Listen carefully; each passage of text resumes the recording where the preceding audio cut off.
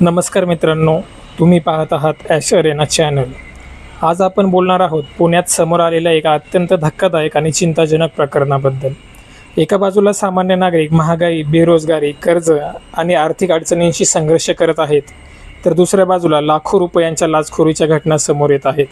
पुण्यातील 28 लाख रुपयांच्या कथित लाच प्रकरणाने आता केवळ भ्रष्टाचाराचाच नाही, तर संपूर्ण सामाजिक आणि आर्थिक व्यवस्थेचाही प्रश्न निर्माण केला आहे।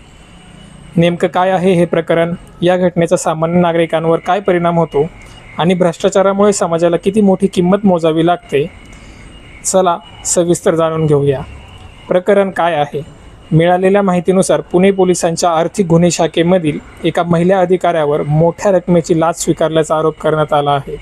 एका जमिनीशी व्यवहाराशी संबंधित चौकशीमध्ये मदत करण्यासाठी तब्बल 30 लाख रुपयांची मागणी करण्यात आल्याचं सांगितलं जात आहे। त्यातील काही रक्कम आधीच दिली गेल्यानंतर उर्वरित 28 लाख रुपये रक्कम स्वीकारताना ACBने सापळा रचून कारवाई केल्याची माहिती समोर आली। या प्रकरणात एका कथित मध्यस्थाचं नाव देखील चर्चेत आलेलं आहे। मित्रांनो, आज महाराष्ट्रातील लाखो तरुण नोकरीच्या शोधात फिरत आहेत। शेतकरी उत्पादन खर्च वाढल्यामुळे अडचणीत आहे। मध्यमवर्गीय कुटुंब EMI आणि महागाईमुळे त्रस्त आहेत। लहान व्यावसायिकांना कर, स्पर्धा आणि आर्थिक मंदीचा सामना करावा लागत आहे। अशा परिस्थितीत 28 लाख रुपयांची लाच ही रक्कम सामान्य माणसासाठी किती मोठी आहे याचा विचार करा।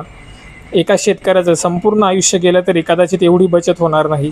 एका नोकरदार व्यक्तीला एवढी रक्कम कमवण्यासाठी अनेक वर्ष मेहनत करावी लागेल। म्हणूनच अशा घटना लोकांच्या मनात संताप निर्माण करतात। भ्रष्टाचार हा फक्त पैशांचा व्यवहार नसतो, तो देशाच्या अर्थव्यवस्थेला आतून कमकुवत करणारा आजार असतो। जेव्हा एखाद्या प्रकरणात नियमांऐवजी पैशांची ताकद काम करू लागते, तेव्हा प्रामाणिक नागरिक मात्र मागे पडतो।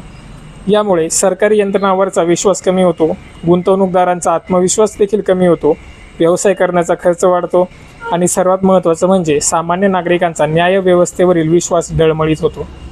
अनेक वेळा भ्रष्टाचारामुळे प्रामाणिक लोकांना कामासाठी महिनोन्महिने फिरावं लागतं।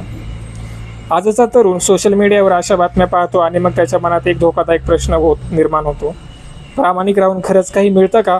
ही मानसिकता समाजासाठी अत्यंत घातक ठरू शकते। जर मेहनत, गुणवत्ता आणि प्रामाणिकपणापेक्षा पैशाला महत्त्व मिळू लागले, तर समाजामध्ये नैतिक मूल्यांची घसरण सुरू होते। याचा परिणाम पुढच्या पिढीवरती होतो। या प्रकरणामध्ये महिला अधिकाऱ्याचं नाव समोर आल्यामुळे सोशल मीडियावर वेगवेगळ्या प्रतिक्रिया उमटताना दिसत आहेत। पण इथे एक गोष्ट लक्षात घेणं महत्त्वाचं आहे, भ्रष्टाचाराला स्त्री किंवा पुरुष असा चेहरा नसतो। चूक कोणाचीही असो, तपास मात्र निष्पक्ष आणि पुराव्यांवर आधारित असला पाहिजे।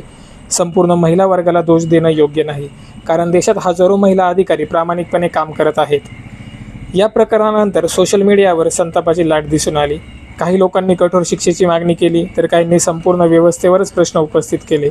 आज सोशल मीडिया लोकांच्या भावना व्यक्त करण्याचं मोठं माध्यम बनलं आहे, मात्र त्याचवेळी अपूर्ण माहिती, अफवा आणि ट्रोलिंगपासून सावध राहणं देखील तितकंच गरजेचं आहे।